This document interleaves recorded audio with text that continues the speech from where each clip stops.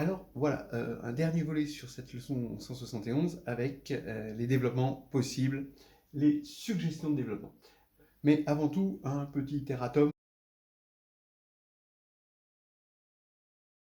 D'abord, j'avais parlé dans la dernière vidéo des formes définies, c'est-à-dire des formes quadratiques telles que sur R, telles que Q de x égale 0 implique x égale 0, et qu'elles sont forcément soit définies positives, soit définies négatives.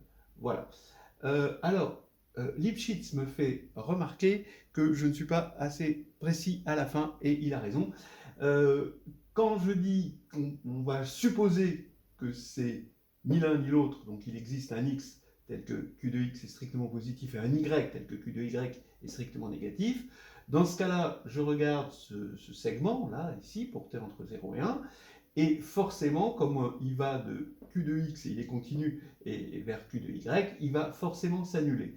Bon, c'est pas tout à fait une contradiction en soi, il peut s'annuler, et dans ce cas-là, ça veut dire que, d'après l'hypothèse, que 1 moins tx plus ty s'annule.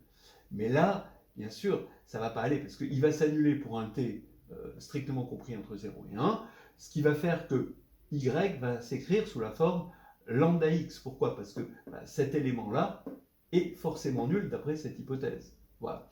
Donc ça veut dire que y, comme y et x sont non nuls, t est non nul, on a forcément y et x qui sont collinéaires, et donc q de y est égal à lambda de q de x, et ça c'est pas possible, ils ne sont pas de même signe. Voilà déjà une première réflexion. Ensuite, il y a eu un deuxième message intéressant de Pierre Gonin-Joubert qui ressemble à cette méthode-là, mais il faut bien reconnaître, beaucoup plus élégant. Bon, pour n égale 1, c'est pas un problème, mais on va regarder lorsque n, la dimension de l'espace ambiant, est strictement supérieure à 1, et bien dans ce cas-là, E, l'espace ambiant, l'espace réel, moins 0 est un connexe, évidemment, et donc, bon, finalement, c'est le TVI, hein, c'est le théorème des valeurs intermédiaires, mais c'est vu de façon plus jolie, Q de E moins 0 est un connexe de R. Mais mieux que ça, d'après l'hypothèse ici, étant donné qu'on a enlevé 0, ici on ne peut pas avoir 0, d'accord, par contraposé, et donc c'est un connexe de R étoile. Comme c'est un connexe de R étoile, il ne peut se situer, il ne peut être qu'un intervalle, bien sûr, mais c'est un intervalle soit de R plus étoile, soit de R moins étoile. Et donc ça peut être soit défini positif, soit défini négatif. Donc merci à Pierre Gonin-Joubert pour cette méthode élégante. J'avais aussi une autre méthode, mais nettement moins élégante, c'est d'appliquer justement Sylvester, et de dire de toute façon, la signature de Q, on regarde toutes les signatures possibles, elles sont de la forme ST. Alors par hypothèse, S plus T, qui est le rang de la forme, est égal à n tout entier, parce que la forme est forcément non dégénérée. Et si S est strictement positif et T strictement positif, on va avoir un vecteur donc EI de la base de Sylvester tel que Q de I égale 1, un vecteur EJ tel que Q de EJ égale moins 1 à cause de ça. Les vecteurs de la base de Sylvester vérifient évidemment qu'ils sont orthogonaux, et ce qui va nous faire que Q de EI plus EJ est égal à, en développant, ça fait 1 moins 1 plus 2 fois 0, ça fait 0. Voilà, donc ce qui fait que forcément, d'après ça, les signatures possibles sont n0, donc défini positif, ou 0n, donc défini négatif. Voilà, c'était plusieurs méthodes avec des niveaux d'élégance quand même largement différents. Et maintenant, on attaque les vrais développements. Alors voici quelques suggestions de développement relativement raisonnables. Vous allez trouver les premiers, surtout dans Carnet de voyage en algébrie, ils y sont tous dans le chapitre 2, et celui-ci, non, par contre il est dans Nouvelles histoires hédonistes de groupe et de géométrie, ce serait dans le chapitre 6, parce qu'il utilise la décomposition polaire. Alors, d'abord, oui, tout hyperplan de Mn de R contient une matrice orthogonale. Ça, c'est assez sympathique. L'idée est simple, c'est que si vous prenez un hyperplan, ça veut dire que c'est l'ensemble des matrices, un hyperplan de Mn de R, c'est l'ensemble des matrices telles que L de M égale 0, où L est une forme linéaire sur Mn de R non nulle, pour que ce soit vraiment un hyperplan. Et par non-dégénérescence de la forme trace, d'accord, la forme qui a A et B donne trace de AB, eh bien, vous allez avoir, si j'appelle E Mn de R, vous allez avoir un isomorphisme entre le dual et l'espace, hein, d'accord, comme c'est dans la leçon, et ça c'est bien vu dans la leçon, qui va faire en sorte que cette forme linéaire peut s'écrire sous la forme trace de A truc. Donc ça veut dire qu'on cherche les M tels que trace de AM égale 0, où A c'est la matrice qui correspond à L dans cet isomorphisme associé à la forme trace. Bon, donc entre parenthèses, A est non nul, mais sinon A peut être n'importe quoi, et donc en particulier A est non nul. Mais sinon, A peut être non inversible, hein, attention. Donc quand on va utiliser A égale OS, c'est-à-dire la décomposition polaire, il faut faire attention que ce n'est pas la décomposition polaire qui assure l'unicité. Il y a la décomposition polaire pour les matrices inversibles, d'accord, et ensuite, par continuité, on arrive à définir une décomposition polaire, mais qui, elle, n'est pas unique. On peut décomposer, mais il n'y a plus unicité. Voilà, hein, c'est tout, hein, parce que A n'est pas forcément inversible. Voilà. Dans ce cas-là, O est orthogonal, ça reste orthogonal, et S, c'est plus symétrique défini positif, c'est juste symétrique positif, à cause justement de ce passage à la limite, hein, par continuité de la décomposition polaire. Alors, vous avez donc O, P, D, P transposé, parce que S est symétrique, donc est diagonalisable en base orthonormée. Et on fait un changement de variable, on utilise la propriété de la trace, c'est vraiment très joli. Voilà, donc je vous laisse regarder. Après, on se ramène à une équation très très simple, et on prouve qu'il va y avoir des solutions, qu'il va y avoir une matrice orthogonale solution. Voilà, oui, je vous laisse regarder, c'est vraiment très très joli. Le théorème d'orthogonalisation simultanée, il est, bon, oui, c'est pas d'une originalité folle, mais c'est très raisonnable. En fait, vous voulez une base qui soit simultanément orthogonale pour une forme quadratique donnée et pour un produit scalaire, hein, parce que vous êtes sur un espace euclidien. Voilà, et si elle peut être orthonormée, c'est encore mieux, mais ça, c'est pas difficile, hein, une fois qu'on aura la base orthogonale pour les deux. Donc, l'idée, c'est de comparer, hein, regardez, ces deux formes. Et quoi de mieux que de regarder la fonction Q, qui est continue, sur la sphère, mais cette fois-ci, la sphère pour la forme euclidienne, évidemment, parce que c'est la sphère pour le produit scalaire. Et donc, comme c'est continu sur la sphère qui est compacte, eh bien, il va y avoir un max lambda. Et donc, on va pouvoir écrire lambda x, donc l'application de E dans R, qui a x de E associe lambda xx moins q de x. Eh bien, sur la sphère, par maximalité de lambda, eh bien ça va être une forme qui va être positive. Et comme elle est positive sur la sphère, par homogénéité de degré 2, hein, on va avoir une forme positive sur toutes.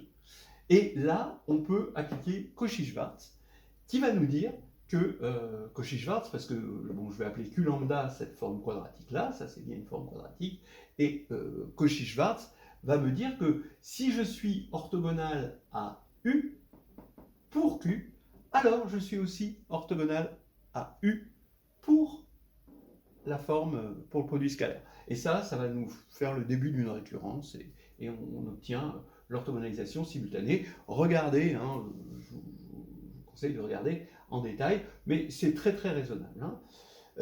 Y a une variante de ça où on remplace cette différence par Q de x divisé par xx sur E moins 0, et bon, où on va dire il va y avoir un max sur la sphère, et on va prendre la différentielle. C'est joli aussi. Les deux sont dans le carnet de voyage en Algérie.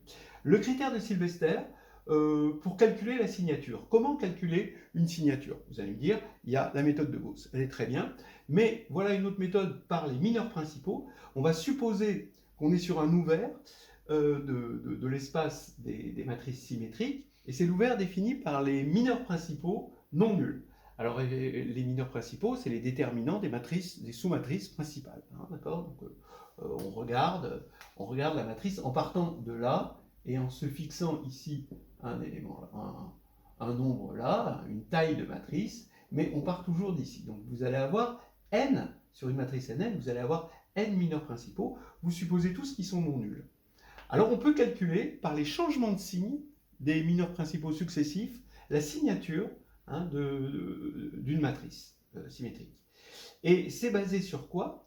C'est basé sur le fait que quand vous allez prendre, donc c'est une récurrence, et quand vous allez prendre la sous-matrice principale ici, Sn-1, donc là vous avez votre matrice S, avec cette sous-matrice principale Sn-1, là vous avez des éléments, étant donné que delta n-1 est différent de 0, ça veut dire que votre forme quadratique associée à S, dans la base canonique, va être telle que S sur l'hyperplan qui est ici, pour les EI, I de 1 à n-1, d'accord, sur cet hyperplan, est non dégénéré, puisque le déterminant est non nul. Et comme c'est non dégénéré, alors, ici, je l'ai mal écrit, mais ici, cet hyperplan est en somme directe avec l'orthogonale. C'est un si et seulement si d'ailleurs, hein, mais bon, on ne se sert pas du si et seulement si, ça implique. Et ici, c'est de dimension 1, engendré par un certain élément E'(n). Donc ici, vous allez avoir E1 jusqu'à En, et là, au lieu de prendre En, vous prenez E'(n), hein, cette orthogonale-là. Donc vous regardez Q, votre forme quadratique associée à S, dans la base canonique, puis dans une base adaptée à cette décomposition-là. Donc ça va être congruent, et vous allez pouvoir dire que comme c'est congruent, les déterminants sont de même signe. Voilà. C'est assez joli aussi, et ça permet de calculer la signature d'une matrice grâce à des changements de signes. Et oui, ça demande que cette matrice vérifie que les mineurs principaux sont non nuls. Donc ça, c'est quand même un ouvert, et en plus, c'est pas difficile de voir que c'est un ouvert dense, donc, comment dire, c'est pas trop fantaisiste hein, comme critère. Il y a le développement, joli développement, sur les formes de Hankel, où P est un polynôme réel, on part d'un polynôme à coefficient dans R, et on veut savoir combien il a de racines distinctes, combien il a de racines réelles. Eh bien, Hankel propose une forme quadratique sur l'espace Rn plus 1, ou si vous voulez, qu'on peut traduire en une forme quadratique sur l'espace des polynômes de degré inférieur à ou égal à n, ou n fois le degré de p. Et cette forme qu'il propose a pour signature st. Donc on calcule sa signature, par exemple par le critère de Sylvester. Bon, voilà. Et on sait que s plus t, ce sera le nombre de racines distinctes du polynôme p, et s moins t, le nombre de racines réelles. C'est vraiment assez magique. C'est bon, voilà, c'est un truc que je conseille de regarder. C'est un truc de bon niveau. Et puis là, un niveau encore un petit peu plus affiné. Donc à chaque fois qu'on a une forme quadratique réelle, non dégénérée, elle sera de signature ST, avec S plus T égale L, la dimension de l'espace ambiant, et on pourra regarder le groupe orthogonal de cette forme quadratique qui va être isomorphe à O de ST, donc c'est-à-dire le stabilisateur pour l'action de congruence de la matrice IST, la matrice de forme normale avec que des 1 et des moins 1. Et cette fois-ci, il n'y a pas de 0, parce qu'on est parti d'un truc non dégénéré. Eh bien, O de ST, c'est un groupe, évidemment, un sous-groupe de GLN, et il est homéomorphe. Alors attention, c'est homéomorphe, c'est pas isomorphe en tant que groupe, hein, c'est juste homéomorphe comme espace topologique à O de S, donc ça c'est le groupe orthogonal en dimension S, croix O de T, groupe orthogonal en dimension T, croix R puissance ST. Voilà, ça c'est quelque chose d'assez intéressant, et ça utilise la décomposition polaire, les propriétés de l'exponentielle, etc. C'est un truc, vous pouvez le trouver dans le chapitre 6 de Nouvelle Histoire hédoniste de groupe et de géométrie. Et voilà, j'ai fait... Après, il y en a des plus difficiles, il y en a sur la théorie des représentations qui sont pas mal, mais c'est quand même beaucoup plus haut perché. Voilà, on a dit à peu près tout ce qu'il fallait dire sur cette leçon 171. Je pense qu'on a fait le tour du problème. Mais regardez-la bien, parce que pour la plupart des candidats, c'est quand même une leçon difficile. Et pour le jury, elle est moins difficile. Le jury est plus habitué, il a plus ça dans son ADN que les candidats. Donc il faut regarder un certain nombre de points. Hein, et c'est pour ça que j'ai essayé d'insister un petit peu sur cette leçon. Voilà, on s'arrête là.